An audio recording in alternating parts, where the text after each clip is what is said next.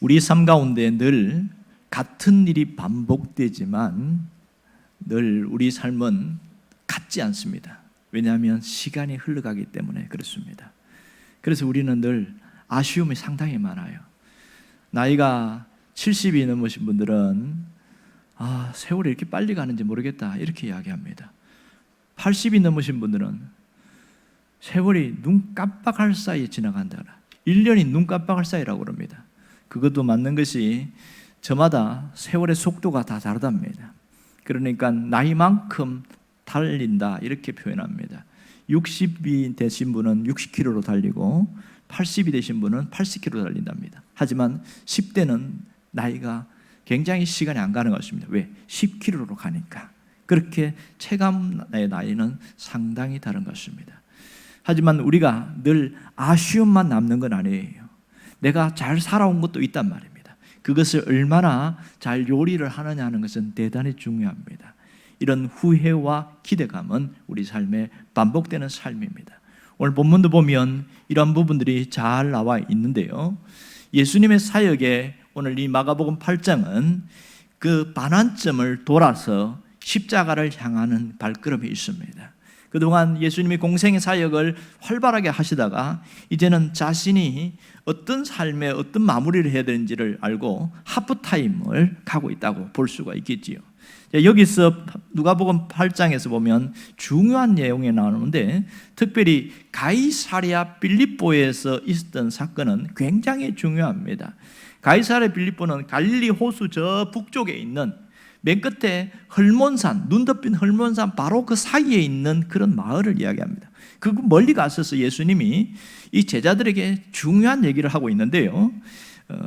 제자들에게 신앙을 한번 점검합니다. 종합시험을 치는 것과 똑같아요. 시험 문제는 굉장히 간단했습니다.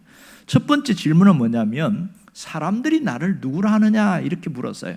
그랬더니 옆에 있는 제자들이 예수님이 세례 요한 같습니다 이렇게 이야기하는 분이 있습니다. 아마 이것은 이 헤롯 왕가에 있는 사람들이 세례 요한을 죽이고 난 마음의 찔림 때문에 그렇게 이야기하는 것 같아요. 또 어떤 분은 엘리야 같다 이렇게 이야기합니다. 그것은 말라기 4장에 보면 또 나와 같은 그 선지자가 오실 것이다. 말라기 4장에 엘리야 같은 사람이 온다고 했는데 예수님이 아마 그 엘리야가 아닌가 이런 얘기합니다. 그랬더니 또 다른 분은 뭐라고 하냐면 새로운 선지자입니다 이렇게 이야기합니다. 그러니까 사람들이 각각 예수님에 대해서 이야기하는데 정확하지 않은 거죠. 그 다음에 예수님이 두 번째 질문하는데 그러면 너희는 나를 누구라고 생각하느냐 이렇게 묻습니다. 그러니까 제자들에게 실제 묻고 싶은 것은 사람들의 반응이 아니고 너희들은 그동안 3년 가까이 나를 따라다니는데 내가 누구라고 생각하냐 이렇게 묻는 거죠. 이때에 용감한 베드로가 툭 튀어나와서 이야기합니다. 주님은 그리스도십니다 이렇게 이야기합니다. 이 말씀이 마태복음 16장에는 더 정확하게 나오죠. 주는 그리스도시요 살아계신 하나님의 아들입니다 이런 표현합니다. 여러분 그 당시 절대 권력을 가진 로마가 지배하는 이 시대에 그리고 가이사랴 빌립보 가이사랴 황제의 이름을 딴 그 빌립보 지역에서 예수님이 그리스도란 말은 하나님입니다라고 고백하는 것은 굉장히 혁명적 사건입니다. 만일 이것을 정치적인 사람 누군가 들었다면 밀고 하면 바로 예수님은 끌려갑니다. 그만큼 위험한 발언이거든요. 그러나 베드로의 고백은 너무나 정확했습니다. 주님은 약속한 구약에서 오신 메시아입니다 이 얘기를 하고 있거든요. 그분은 살아계신 하나님입니다. 그리스도요 살아계신 하나님이라는 이 놀라운 고백은 깜짝 놀라는 거예요. 그래서 이 마가복음에 나타나지 않지만 마태복음 16장에는 요한아 너 어떻게 그거 알았냐? 사실은 그 말은 네 머릿속에 나온 게 아니고 성령께서 너를 통해서 그렇게 말해준 거다 이렇게 이야기하면서 크게 칭찬하잖아요. 뭐라고 칭찬합니까? 너를 반석 위에 교회를 세우리니 이렇게 이야기하면서 베드로를 굉장히 칭찬하는 거예요. 사람들 앞에서 얼마나 어깨가 으쓱했을까. 그 다음에 예수님이 진짜 하고 싶은 얘기를 하는 거예요. 뭐라고 그러냐면 예수님의 순한 예고입니다. 인자는 많은 사람들에게 고통을 받고 죽을 것이고 사흘 만에 살아날 것이다. 이것을 순한 예고라고 하는데 마가복음에는 2번 나와 있고 마태복음에는 3번 나와 있습니다. 예수님이 죽는다는 얘기를 들었을 때에 갑자기 찬물을 끼얹은 것처럼 조용해지는 거예요. 아니 지금 굉장히 기분이 좋아하고 들떠있는 이 시간에 예수님이 죽으면 안 되잖아요. 예루살렘 가서 왕이 돼야 되는데 죽는다고 그러니까 그때 용감한 베드로가 툭 튀어나와가지고 주여 그리 마옵소서. 마태복음 그렇게 나와 있지요. 여기서는 뭐냐면 항변함에 이렇게 이야기합니다. 항변한다는 것은 예수님이 그렇게 죽으시면 안 됩니다. 예수님을 책망하는 단어가 항변이라는 뜻입니다. 그러니 스승과 제자 간에 이 갈등과 대결이 일어난 거예요. 말도 안 되는 거죠. 그때 예수님이 아주 충격적인 얘기 하잖아요. 사탄아, 너희들로 물러가라. 졸지에 베드로는 사탄이 되어버렸습니다. 이런 충격적인 사건이 여기 있습니다. 그리고 나서 예수님을 따르는 자는 어떻게 살아야 하는가를 이야기합니다. 자기 부인과 십자가를 지는 삶이 예수님을 따르는 것이다. 그렇게 말씀하시면서 이어진 얘기가 오늘 본문의 사건입니다. 35절을 보면 누구든지 자기 목숨을 위하여 목숨을 구원하고자 하면 잃을 것이다. 이 얘기를 먼저 합니다. 목숨을 구원하고자 하면 잃을 것이다. 도대체 이게 무슨 말인가? 처음에 보면 이해가 되지 않아요. 왜 자기 목숨을 구원하고자 하면 잃는다고 이야기할까? 자기 목숨을 구원한다는 말은 도대체 무엇일까? 이런 상당한 의문점을 갖게 되거든요. 자, 그러면 여기에서 목숨이라는 단어를 집중해 보시면 좋겠습니다. 목숨이라는 단어는 헬라어 푸시케라는 단어인데 이것은 숨을 쉬다 이런 뜻이에요. 숨을 쉬다. 그러니까 이것을 다른 표현하면 생명 이렇게 말할 수 있습니다. 목숨은 생명입니다. 하지만 하나의 더 뜻이 있습니다.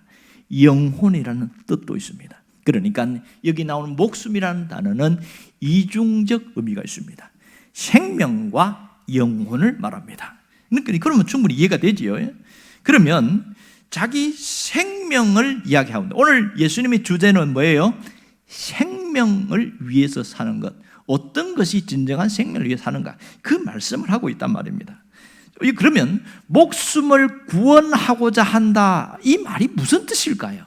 목숨을 구원한다. 이것은 자기 삶을 생존을 위해서 사는 것 이렇게 말합니다. 그러니까 한평생 살아가면서 성공이나 자랑이나 자기 경력, 뭔가 자기의 어떤 그 업적을 드러내는 이러한 삶을 사는 것을 목숨을 위해 사는 것 이렇게 말합니다. 한마디로 말하면 생존을 위해서 살아가는 걸 말합니다. 그러면 이런 의문점이 생기죠. 아니 생존을 위해 사는 게 뭐가 나쁩니까? 무엇이 잘못됐길래 왜 생존을 위해 살면 안 된다고 이야기할까요? 이렇게 반문을 할 수 있습니다. 왜 그래요? 지금 여기서 왜 이렇게 살면 안 된다고 말하고 있습니까? 그것은 생명의 가치 때문에 그렇습니다. 삶의 가치 때문에. 그래서 오늘 그 다음 36절과 37절을 보면 이렇게 말하지요. 사람이 만일 온 천하를 얻고도 자기 목숨을 잃으면 무슨 유익이 있겠느냐 이런 얘기를 하는 거예요. 그래서 사람이 자기 목숨과 다른 것을 바꿀 수 있겠느냐? 불가능하다 그 얘기를 하고 있죠. 이 생명이 귀중한 것은 그 생명이 이 땅으로 끝나는 게 아니고요 영원으로 이어지기 때문에 그렇습니다. 생명은 영원으로 이어진다 이것을 이야기합니다. 사람들 중에 보면 돈을 위해서 자신의 생명을 파는 사람들이 있어요. 또 돈을 위해서 죽는 사람들이 있긴 합니다. 그러면 이 사람들은 왜 그렇게 살까? 생명의 가치를 모르기 때문에 그렇습니다. 그럼 도대체 생명의 가치가 얼마쯤 될까요? 여러분의 생명의 가치를 얼마쯤으로 계산합니까?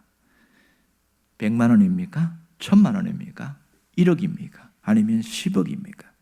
얼마를 주면 내 생명을 팔 수 있겠어요? 사람들에게 물었더니 저마다 달라요. 급전이 필요한 사람은 막 당장 내 목숨과도 바꾸겠다 뭐 그렇게 얘기를 합니다만은 사실은 돈과 생명을 바꾸는 것은 그 생명의 가치를 모르기 때문에 하는 그런 어리석은 모습이라는 것을 알 수 있습니다. 여러분, 생명의 귀중함을 모르면 생명의 가치를 놓치고 살아갑니다. 오늘 35절에 다시 한번 보십시오. 누구든지 나와 복음을 위하여 자기 목숨을 잃으면 구원하리라 이런 얘기를 합니다. 이 말이 무슨 말입니까? 자기 목숨을 잃으면 구원한다. 무슨 뜻이죠? 예수님께서 이 말씀하는 이유가 뭐예요? 영원한 생명을 지금 말하고 있습니다. 주님은 현세가 아니라 영원한 생명을 위해 사셨다, 그 얘기를 하고 있습니다. 그러니까 주님의 삶은 상당히 역설적이라는 것을 알 수 있어요. 사람들은 잘 살기 위해서 열심히 살아가죠. 하지만 주님은 잘 죽기 위해서 사셨다, 이렇게 말합니다. 그러니 주님은 이 땅에 오신 목표가 뭐냐? 죽음이 목표였어요. 상당히 역설적이지 않습니까? 사람들은 사는 게 목표예요. 잘 사는 게 목표입니다.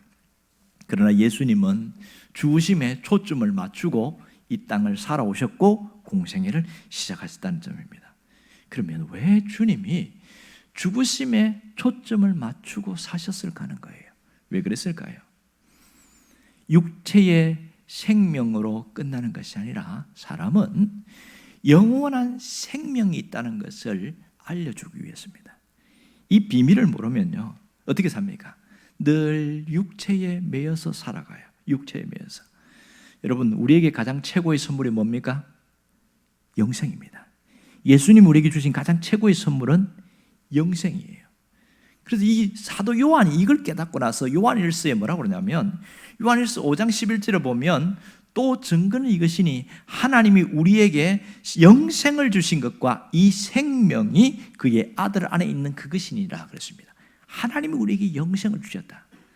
아무리 이야기를 해도 가치를 모르면 깨닫지 못합니다. 제가 언젠가 그림 이야기한 거 기억나시는지 모르겠어요. 그림이 경매장에 나왔는데 이름이 없는 거예요. 그러니까 뭐 그림 보니까 별거 아니죠. 제가 아직도 이해 안 되는 그림은 피카소 그림입니다. 피카소 그림은 그냥 쓱쓱 낙서한 것 같은데 거기다가 이게 뭐 10억씩 20억씩, 아니 저 그림을 무슨 그렇게 비싸게 주고 사나, 그런 생각 안 하는데 그림을 아는 사람은 이게 얼마나 귀한지 아는 거예요. 그래서 아주 헐값에 경매에 나와갖고 싼 값에 누군가 샀어요. 그런데 나중에 이 그림을 보니까 유명한 화가의 그림인 게 밝혀졌어요. 다시 경매장에 나왔는데 무려 수십 배의 가치를 매겨서 팔려나갔습니다. 왜 그런지 아세요? 그 사람이 누구인가, 그것 때문에 이 그림이 가치를 아는 겁니다. 우리가 예수 믿으면 영생 이야기하니까 너무나 익숙한 단어고 너무나 잘 아는 단어니까 가치를 모르는 사람이 있습니다. 가치를 모르면요, 마지막까지 그 가치를 모르고 이 헐값에 산 그림처럼 그렇게 취급받을 경우가 많습니다. 오늘 이 내용은 상당히 어렵기도 하지만 우리 신앙의 가장 본질을 다루고 있습니다. 오늘 이 말씀, 예수님이 하신 말씀을 통해 우리에게 주신 메시지가 뭔지 아세요? 내가 어떻게 살고 있냐는 거예요. 내가 생명을 가진 나로서 어떤 관점을 가지고 어떤 눈을 가지고 바라보고 살아가고 있느냐, 이걸 이야기합니다. 생명을 바라보는 관점이 있어야 된다, 그 얘기를 하고 있는 것이지요. 여러분, 생명을 바라보는 관점이 뭐예요? 이 땅이 전부가 아니다, 이 땅이 끝이 아니다, 그거 아니겠어요? 또 하나는 뭐냐면 죽음이 끝이 아니라는 거예요. 죽음은 끝이 아닌 새로운 시작, 이게 생명을 바라보는 관점입니다. 죽음이 새로운 시작이라고 하는 사람들은요, 사는 게 확연하게 다른 것을 알 수 있습니다. 여러분, 죽음은 끝나는 날이 아니라 우리가 살아온 날에 대한 결산의 날입니다. 다시 얻는 생명의 날에 무엇을 위해 살았는가를 정리하고 결산해서 새로운 것이 주어지는 축복의 날이 죽음입니다. 이걸 아는 것과 모르는 것은 굉장한 차이가 있습니다. 여러분, 이 세상 사람들은 어떻게 살아가고 있어요? 이 세상이 끝인 줄 알고, 이 세상이 전부인 줄 알고 살아갑니다. 그래서 이 세상의 모든 것을 쏟아붓습니다. 생존 경쟁에 몰려 살아가는 것을 아시죠? 눈에 보이지 않지만 생존 경쟁에 치열하게 살아가고 있습니다.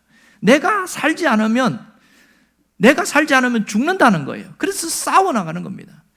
사람들 가만히 보십시오. 정치하는 사람들을 보면 목숨 걸고 싸워요. 왜 그래요?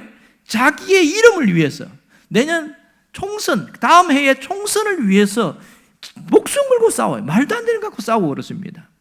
여러분, 기업인들은 뭘 위해 싸웁니까? 이익을 위해 싸우지요. 자기의 상품을 팔고 기업을 운영한 이익에 목숨 겁니다. 연예인들은 인기에 목숨을 걸고 싸워요. 자신이 갖고 있는 재능이나 작품을 통해서 내가 얼마나 대단한 사람인가를 인기를 드러내는 이것이 연예인들의 목숨입니다. 그들이 자살하는 이유가 뭔지 아세요? 박수를 받을 그 화려한 시간이 다 사라지고 사람들이 나를 찾지 않고 아예 외면할 때 못 견디는 거예요. 그 화려한 스포트라이트 받던 것을 기억하면서 왜 이 모양이 됐을까? 그래서 생명을 끊는 일들이 많이 나타나는 것은 그렇습니다. 식당을 운영하는 사람들은 뭘 위해 살아요? 자기 이익을 위해서, 이윤을 남기는 위해 목숨을 겁니다. 왜? 내 이거 안 하면 죽거든요. 같은 업종이 얼마나 많습니까? 그러나 여기서 업종이 많지만은 살아남지 않으면 망하는 것이 우리 현실이란 말이에요. 그러니 내가 원치 않아도 생존 경쟁에 내몰려 사는 것이 우리의 모습이라는 것을 알 수 있습니다. 그러니 이렇게 살아가니까 숨이 막히고 너무너무 힘든 거예요. 쉴 틈이 없어요. 쉴 틈이. 그러니 마음에 평안이 있을 수가 없는 거죠. 가장 소중한 건 뭔지 아세요? 내 마음이 얼마나 평안한가 하는 겁니다. 사람이 돈이 없으면 평안이 없어집니다. 건강이 없으면 평안이 없습니다. 두렵고 무서워요. 언제 죽을지 모르니까. 엊그저께 뉴스 보니까 고독사로 사망하는 확률이 우리나라에 굉장히 많더만요. 그러니까 가족이 아무도 없어서 혼자 죽는 게 아니에요. 자식들도 있고 있는데 황혼에 이혼을 해가지고 대부분 남자들이 그렇게 먼저 죽는데 보니까 쓸쓸히 죽어가는데 굶어서 죽고 외로워서 죽고 죽었는데 모르는 거예요. 그 주인이 와가지고 보니까 죽어 있는 걸 알고 가족들 중에 누군가 자식들이 연락해봐갖고 연락이 안 된다고 그러니까 또 문 열고 보니까 죽어 있는 거예요. 이 고독사가 얼마나 비참하게 만드는지 모릅니다. 우리 현실이거든요. 여러분 가장 사람에게 두려운 게 뭔지 아세요? 가장 두려운 것은 내가 언제 죽을지 모른다는 겁니다. 계속 5년, 10년, 20년 살 것처럼 보이는데 어느 날 갑자기 어디가 아픈데 갑자기 병원에 실려가지고 못 나오는 분 보면 언제 죽을지 모르는 이 두려움이 있습니다. 사람이 병이 들면 사람이 달라진대요. 어떤 분이 이렇게 이야기하더군요. 병이 들면 이기적인 존재가 된다 이런 말합니다. 병이 들면 이기적인 존재가 된대요. 무슨 말인가 봤더니 사람이 살려고 하는 본능이 있으면 지극히 이기적이라는 거예요. 내가 살고 싶은 마음 때문에 이거 하나 때문에 누군가를 배려하거나 이해하거나 뭐 관용을 베푼다 이런 거 없어진다는 거예요. 내가 우선 살아야 되니까. 내가 죽으면 안 되니까. 그래서 이기적이다. 그래서 나이가 들면은 더 너그러워지는 게 아니라 더 이기적으로 바뀌는 이유는 살아야 하기 때문에 그렇습니다. 저희 할머니가 살아계실 때 내가 죽어야지 매 그 노래를 부르게 돼. 그 소리가 너무 듣기 싫은 거예요. 그래서 내가 물었어요. 할머니 진짜 죽고 싶어요. 말을 안 하는 거예요. 왜 맨날 죽어야지 맨날 그렇게 이야기합니까? 하나님 할머니 오늘 죽고 내일 장례식 치러도 괜찮겠어요? 그랬더니 야 이놈아 짜스가 하면서 뭐 화를 내는 거예요. 깜짝 놀랐어요. 이게 말의 정반대인 거야. 자기가 그런 말을 해야 위안이 되니까 하는데 실상은 더 살고 싶어하는 마음이 그 속에 있는 걸 봤어요. 이게 인간의 마음입니다. 여러분 그런데 문제는 내가 죽고 싶지 않아도 죽음은 우리를 내몰고 있다는 사실이에요. 우리는 너무너무 힘들게 하는 거예요. 이것 때문에 우리가 두려운 거거든요. 오늘 예수님은 우리가 어떻게 살아야 되는지를 정확하게 하고 있습니다. 나이가 젊든지 나이가 많든지 어떻게 살아야 하는가? 오늘 분명히 이야기합니다. 자기 목숨을 위하여 살아가지 말라. 이게 주님의 메시지입니다. 이 말은 생존을 위해서만 살지 말라는 거예요. 먹고 사는 것이 중요하지만 그것이 우리 인생의 전부는 아니라는 거예요. 자기 목숨을 위해서 살아가면 반드시 잃게 될 것이다. 이렇게 이야기합니다. 왜 그래요? 왜 목숨을 위해 사는 것이 잃게 된다고 이야기합니까? 그것은 죽음 때문에 그렇습니다. 여러분 우리가 기억할 것은 죽음은 피할 수 없다는 사실입니다. 이 죽음 피할 수 없기 때문에 사람들 마음에 뭐가 찾아온지 아세요? 공허감, 허무감이 찾아오는 거예요. 이걸 빨리 깨닫고서 글을 쓴 사람이 솔로몬이잖아요. 솔로몬이 전도서 1장 1절에, 전도서 1장 몇 절입니까? 2절인가요? 그가 뭐라고 이야기하는지 기억나시죠? 내가 다 해보니까, 다 누려보니까 헛되더라 이렇게 이야기하면서 헛되고 헛되며 헛되고 헛되니 모든 것이 헛되도다. 이 사람이 공허감이 밀려온 거예요. 왜 공허감이 찾아와요? 죽음 때문에 그런 거죠. 죽음이 없으면 이런 공허감이 밀려올 리가 없지요. 죽음은 인생의 한계를 그어놓습니다. 여러분, 목숨을 잃는다는 것은 영원한 생명을 잃어버리는 것을 말하고 있습니다. 여러분, 이 세상에서 영원한 생명과 맞바꿀 수 있는 게 뭐가 있겠어요? 아무리 돈이 많아도 그것이 영원한 생명과 맞바꿀 수 있습니까? 아무리 위대한 것을 업적을 이뤄도 그것이 바꿀 수 있냐고요. 결국은 우리 앞에 죽음이라는 것을 찾아오고 죽음 앞에서 모든 것이 허망하게 끝나고 마지막에는 심판이 있다는 것을, 우리 현실이라는 것을 알게 됩니다. 그러므로 신자들은 죽음을 보는 관점이 달라야 되고 죽음에 대한 태도가 달라야 됩니다. 가끔 아는 분들의 지인들의 장례식을 갔다 올 때가 참 많아요. 수도 없이 장례식을 또 받고 치르기도 하고. 그런데 우리는 무슨 생각하냐면, 아이고 안 됐다 이런 말 하면서 내가 죽을 것은 생각하지 않고 살아갑니다. 그런데 신자들은 죽음에 대한 태도가 달라지는데 뭔지 아세요? 죽을 수 있고 죽음에 대한 준비를 해야 됩니다. 여러분, 죽음에 대한 준비가 대단히 중요합니다.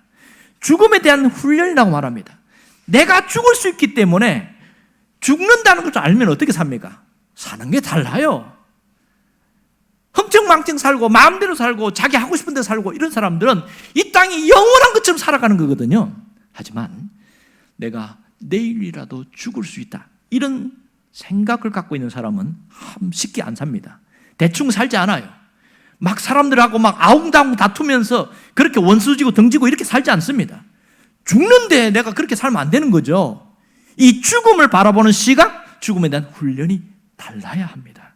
여러분, 우리가 이 훈련이 되지 않으면 늘 어두워요. 왜 훈련이 중요하냐? 죽음 너머에 뭐가 있습니까? 부활이 있어요. 우리에게는 부활이 있어요. 그걸 확실히 믿는 사람은 삶이 달라지게 되는 것이죠. 현실에서 이걸 알면서도 잘 안 되는 게 있어요. 잘 안 돼요. 왜 그런 줄 아세요? 우리의 삶을 죽이는 무엇이 있기 때문에 그렇습니다. 우리의 삶을 죽이는 무엇이 있어서 우리가 늘 비참하게 살아갈 때가 많습니다. 그것이 뭔지 아세요? 우리를 죽이는 것이 뭐냐면 그것은 죄라는 겁니다. 죄는 우리의 삶을 죽이는 강력한 무기입니다. 죄는 우리를 육신대로 살아가게 만듭니다. 죄는 하나님의 뜻을 거스르게 만드는 아주 나쁜 그런 무기입니다. 로마서 8장 13절에 보면 그 얘기가 나와요. 너희가 육신대로 살면 반드시 죽을 것이로되 영으로서 몸의 행실을 죽이면 살리니. 사도 바울이 깨달았잖아요. 내가 육신대로 살면 반드시 죽는다. 무엇이 죽여요? 죄가 죽이는 거예요. 청교도 중에서 존 오웬이라는 분이 죄 죽이기라는 책을 썼어요. 로마서 8장 13절을 가지고 그것을 갖고 자기 삶에서 죄 죽이기, 신앙인들은 죄를 죽여나가는 삶을 살아야 된다. 그게 핵심이었어요. 뭘 얘기하냐면 우리의 생명을 단축시키는 아주 악한 존재가 있는데 그게 죄라고 이야기를 하고 있는 거예요. 그래서 사람들은 죄가 내 생명을 갉아먹고 내 인생을 단축시킨다는 것을 모르고 살아가더라. 그런데 실상 죄가 우리의 생명을 갉아먹고 있는데 이걸 모르면 죄의 지배를 받고 생명이 줄어들더라. 그런 얘기를 하고 있는 겁니다. 과도한 욕망을 가지고 살아가는 사람들은 명이 짧아진다. 그러면서 현재 있는 이야기들을 쭉 얘기하는 거예요. 보세요. 우리 주변에도 과도한 탐욕과 탐심을 버리면은 더 얼마든지 오래 살 수 있는데 그 탐욕 때문에 스스로 목숨을 끊든지 아니면 그것 때문에 엄청난 불행이 오든지 이런 일이 굉장히 많잖아요. 존 오웬이 그 얘기를 하는 거예요. 우리가 바르게 살려면, 하나님 앞에서 올바로 살려면 죄를 죽여야 된다, 이 얘기를 하는 거예요. 그럼 어떻게 죄를 죽이냐? 죄가 죽냐고요. 우리 안에서 계속 자생하는데 어떻게 죽이냐? 그걸 이미 우리가 답을 알고 있어요. 죄를 죽이는 것을 안 하기 때문에 못하는 거예요. 어떻게 하면 죄를 죽일 수 있나요? 십자가밖에 없습니다. 죄를 죽이는 강력한 능력은 십자가입니다. 오웬이 한 얘기가 그래요. 우리에게 있는 십자가는 별 볼일 없는 게 아니라 죄를 죽이는 강력한 무기입니다. 이런 얘기를 하는 거예요. 여러분, 죄는 죽여야 살아납니다. 내가 죄의 지배를 받으면 우리는 끊임없이 무너집니다. 바울이 이걸 참 잘 깨달았어요. 그래서 갈라디아 5장 24절에 뭐라고 이야기합니까?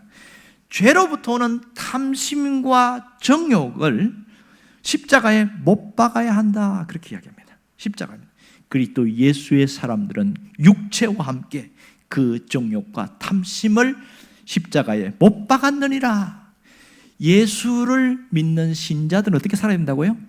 정욕과 탐심을 십자가에 못 박고 사는 사람이다. 이게 제대로 신앙생활하는 사람이다. 이 얘기합니다. 이 얼마나 놀라운 비밀인지 몰라요. 여러분, 영원한 생명을 가지고 살아가려고 하면 정욕과 탐심을 십자가에 못 박아버리는 강력한 능력이 있어야 됩니다. 여러분, 우리가 죄의 지배를 받지 않으려면, 이런 죄의 지배를 받지 않으려면 십자가에 못 박는 것, 이것이 십자가를 통해 탈출하는 비결이라는 것을 말하고 있습니다. 날마다 죽는 사람이 날마다 새롭게 되는 거예요. 바울은 이 놀라운 비밀을 깨달았어요. 고린도전서 15장 31절을 보면 나는 날마다 죽노라 이렇게 이야기했어요. 내가 죽을 때에 죄가 나를 건드리지 못하더라는 거예요. 내가 죽으니까 새롭게 탄생하고 새롭게 살아가더라. 그 얘기를 하고 있는 거 아니겠어요? 더 이상 죽음이 나를 뒤흔들지 못하는 겁니다. 여러분, 욕망은 죄와 연결되어 있습니다. 탐심은 죄와 연결되어 있습니다. 이것이 죽어버리면 아무런 힘을 못 쓴다는 걸 알아야 됩니다. 그러므로 우리가 가져야 할 태도가 뭔지 아세요? 영원한 생명이에요. 뭘 가져야 된다고요? 영원한 생명을 가져야 된다. 이 영원한 생명에 대한 이 시각이 열려야 돼. 이게 열리지 않으면 끊임없이 현실에 파묻혀 살아가는 거예요. 오늘 이 37절 보세요. 사람이 무엇을 주고 자기 목숨을 바꾸겠느냐 이렇게 말합니다. 자기 목숨과 바꿀 수 있는 게 뭐가 있냐? 아무것도 없다는 거예요. 여기서 목숨 뭘 이야기합니까? 육체의 목숨을 얘기하는 것이 아니라 영원한 생명을 말합니다. 무엇을 주고 영원한 생명과 바꿀 수 있느냐? 없다. 그러니 목숨을 위해서 살아가는 사람들은 늘 불안할 수밖에 없는 거예요. 앞으로 미래가 어떻게 될지 몰라. 현실이 어떻게 될지 몰라. 그러니까 늘 불안에 계속 자기를 쫓아다니니까 얼마나 힘든지 모릅니다. 여러분, 마음은 평안하십니까? 여러분, 무엇 때문에 불안해합니까? 무엇 때문에 두려움에 떨고 있어요? 내가 하루 종일 사이클에서 불안이 몰려나가고 두려움이 밀려나가고 평안이 사로잡으면 그 사람은 죄를 이기는 자의 삶을 사는 겁니다. 돈을 아무리 많이 가져도요, 두려움에 떨고 있으면 그 사람 불쌍한 사람입니다. 아무리 건강해도 불안해하고 살아가면 그 사람은 행복하지 않습니다. 내가 얼마를 가졌나 보다 더 중요한 게 뭔지 아세요? 내 마음이 얼마나 자유할 수 있느냐, 얼마나 기뻐할 수 있느냐, 얼마나 평안할 수 있느냐, 이 점이 대단히 중요합니다. 우리는 말씀을 통해서 다시 점검을 해봐야 돼요. 그러므로 우리가 끊임없이 나를 훈련시켜야 될 게 뭔지 아세요? 내가 생명의 길로 가야 한다. 생명의 길로. 이 영원한 생명에 눈을 뜨는 것, 이 영원한 생명에 대한 관점이 열리는 것이 얼마나 중요한지 모릅니다. 여러분, 영원한 생명에 눈이 뜨이면 사는 게 달라요. 어떻게 다를까요? 사람이 음식으로만 사는 것이 아니다고 그랬어요. 예수님이 그거 얘기해 주시잖아요. 사람은 떡으로만 살 수 없어요. 신자들은 돈으로만 살 수 없다는 거예요. 뭘로 살아야 돼요? 하나님의 말씀으로 살아야 된다. 그 얘기를 하고 있습니다. 마태복음 4장에 보면 예수님이 시험 당한 이야기 하잖아요. 첫 번째 시험을 당할 때 예수님이 하신 중요한 얘기를 보세요. 신명기 8장 갖고 이야기하면서 사람이 떡으로만 살 것이 아니요 하나님의 입으로 나오는 모든 말씀으로 살 것이니라. 영원한 생명에 눈을 뜬 사람은 이 땅에 있는 돈이 아니고 음식이 아니고 말씀으로 살아간다는 것을 알고 말씀을 귀중히 여기고 말씀 앞에 엎드릴 줄 알고 말씀과 함께 살아가려고 한단 말입니다. 과연 여러분은 그 말씀과 함께 살아가고 있느냐는 거예요. 아직도 내가 음식으로 살려고 하고 이 세상에 있는 것을 갖고 영원히 살려고 하면 그거는 끊임없이 갈등과 불안과 여러 어려움이 반복된다는 사실을 놓지 않기를 원합니다. 영원한 생명에 눈이 뜨이기를 바랍니다. 영원한 생명에 눈이 뜨는 것, 이게 얼마나 중요한지 아세요? 베드로가 뭐라는 이야기 하세요? 요한복음 6장 38절인가요? 요한복음 6장 68절에 보면 이렇게 이야기합니다. 우리 안에 영생의 말씀이 주께 있사오니 우리가 어디로 가오리까? 영생의 말씀이 주님 앞에 있는데, 그거 희한해요. 베드로가 사탄아 소리도 듣긴 했지만 그런 놀라운 얘기를 하고 있잖아요. 진짜 중요한 게 뭔지를 깨달을 수 있기를 바랍니다. 오늘 주님이 우리에게 하신 말씀을 잘 기억하기를 원합니다. 누구든지 나와 복음을 위하여 자기 목숨을 잃으면 구원을 얻는다, 이렇게 말합니다. 목숨을 잃으면 구원을 얻는다. 우리가 어떻게 살아야 될지를 정확하게 이야기하고 있습니다. 뭘 위해 살아라고 그래요? 복음을 위하여, 이랬습니다. 나와 복음을 위하여, 주님을 위해 살고 복음을 위해서 내 생명을 거기에 헌신하는 삶을 사는 것, 이것이 우리의 사명입니다. 마지막 죽는 날까지 내가 어떤 일을 하든지 무엇을 하든지 주님의 복음을 위하여 살아가는 것, 가장 가치 있는 일이고 소중한 일입니다. 영원한 생명에 눈이 뜬 자는요, 뭘 위해 살아가요? 복음을 위하여 살아가는 겁니다. 단순히 한 명 전도하고 단순히 실적 올린 그게 아니고요, 내 삶 자체가 주님과 복음을 위해서 내가 살아간다, 그것이 딱 가치관으로 바뀌어 있으면요, 먹는 것도 복음을 위해 살아가는 것, 자는 것도 복음을 위해 사는 것이고 내가 움직이는 모든 것이 복음을 위해 사는 게 돼버린 겁니다. 똑같이 살아도 세속적이고 세상적인 가치관이 있는 사람들은 육신의 것을 위하여 살아갑니다. 하지만 이렇게 이 영원한 생명에 눈이 뜨인 사람은 복음을 위하여 살아간다는 것입니다. 그는 얼마나 주님이 기뻐하겠어요. 이렇게 산 사람들에게는 하나님이 가장 소중하게 여깁니다. 여기에 눈이 가려진 사람들은 38절처럼 됩니다. 어떻게 나와요? 38절에 누구든지 이 음란하고 죄 많은 세대에 나와 내 말을 부끄러워하면, 무슨 말입니까? 복음을 부끄러워하는 거예요. 예수 믿는 거 부끄러워하는 거예요. 그래서 어떻게 하든지 나가면 예수 믿는 것을 가리려고 그래. 뭐라고 이야기합니까? 복음을 부끄러워하면 인자도 아버지의 영광으로 거룩한 천사들과 함께 올 때에 그 사람을 부끄러워하리라. 주님이 그 사람을 부끄러워한다고 이야기하고 있습니다. 예수를 믿지만 복음을 위해 살지 않는 사람들은, 복음을 부끄럽게 살아가는 사람들은 주님도 그 사람을 외면한다는 사실을 알아야 합니다. 이 말은 반어적인 요법이라는 거 아세요? 반어적인 요법. 복음을 위하여 담대하게 살아가라, 그것이 여기 있는 겁니다. 지금까지 수많은 사람들이 이렇게 살아왔고 앞으로 영적인 눈이 뜨인 사람들은 이렇게 살아갑니다. 왜? 이게 가장 가치 있고 가장 소중한 일이고 주님 앞에 가면은 가장 칭찬을 많이 받기 때문에 그렇습니다. 12월 25일 우리가 행복나는 축제 날을 정해놓고 함께 전도하자, 이렇게 우리가 정하고 한 겁니다. 여러분, 안 된다고 생각하지 말고 이번 한 주간 사람을 찾아보시기 바라요. 그리고 애를 쓰고 노력하는 것까지만 내가 할 일이에요. 그분이 오든지 예수를 믿든지 안 믿든지 그거는 내 영역이 아닙니다. 내가 할 거는 어떻게 하든지 최선을 다해서 하려는 거기까지가 복음을 위해 살아가는 겁니다. 이번 한 주간 주와 복음을 위해 살아갈 수 있기를 주의 이름으로 축원드립니다. 기도하겠습니다.